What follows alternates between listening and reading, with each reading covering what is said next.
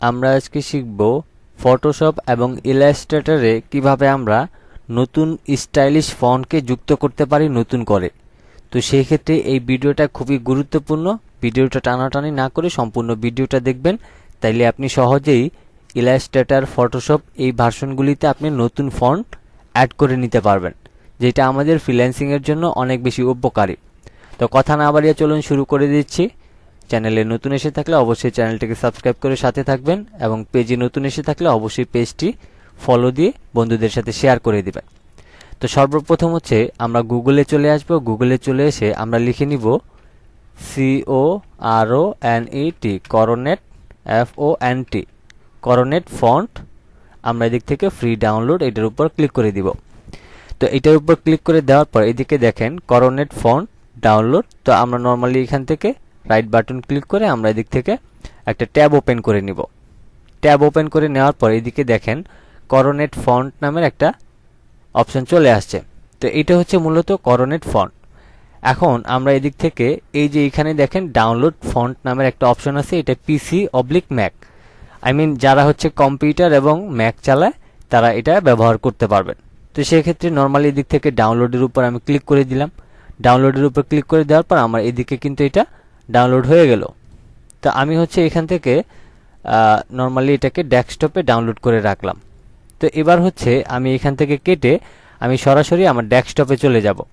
তো এই যে দেখেন আমাদের করোনের যে ফন্টটা আছে এটা কিন্তু ডাউনলোড হয়ে গেল। এবার হচ্ছে আমরা এখান থেকে রাইট বাটন ক্লিক করে এক্সট্রাক্ট ফাইল যে অপশনটা আছে এটার উপর একটা ক্লিক করে দিব। ক্লিক করে দেওয়ার পর আমরা এদিক থেকে ওকে করে দিব। ওকে করে দেওয়ার পর এখন এদিকে দেখেন নতুন একটা আমাদের ফাইল তৈরি হয়ে গিয়েছে। এবার যদি আমরা মাউসের লেফট বাটন এখানে ক্লিক করি তাহলে এইদিকে দেখেন এই যে করোনের যে ফন্টটা আছে এটা কিন্তু এখানে চলে আসছে। এবার হচ্ছে নর্মালি আমরা যদি মাউসের লেফট বাটন ডাবল ক্লিক করি তাহলে এদিকে দেখেন ইনস্টল নামের একটা অপশন আছে এবং এদিকে ফন্টের নামটা কি সেটাও কিন্তু আমাদেরকে দেখিয়ে দিয়েছে এবং এদিকে ভার্সনও কিন্তু দেখিয়ে দেওয়া হয়েছে। তো সেক্ষেত্রে নর্মালি আপনি এদিক থেকে ইনস্টলের উপর ক্লিক করে দিলাম অ্যান্ড দেন এটা মুহূর্তের মধ্যে আমার কিন্তু ইনস্টল হয়ে গেছে। তো এখন এই যে আমরা ফন্টটা যে ইনস্টল করলাম সেটা আমরা আসলে ইলাস্ট্রেটর অথবা ফটোশপে কি নামে সার্চ করলে পাবো।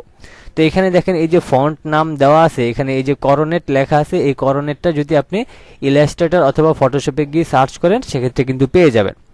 তো সেক্ষেত্রে আমি ধরেন ইলাস্ট্রেটরে চলে আসলাম। এবার আমি ফাইল থেকে নিউ অপশনে গিয়ে আমরা দেখব যে আসলে ফন্টটা আসছে কিনা।